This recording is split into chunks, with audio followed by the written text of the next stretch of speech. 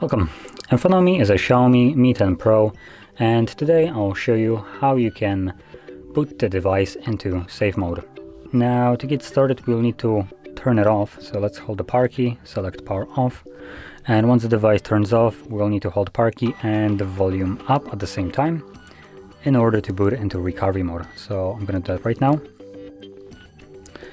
And once you see the Mi logo on the screen, you can let go of the keys, wait for the recovery mode to show up, and from here, using volume keys, you want to scroll down in order to select safe mode, confirm it with power key, and this will now boot the device into safe mode.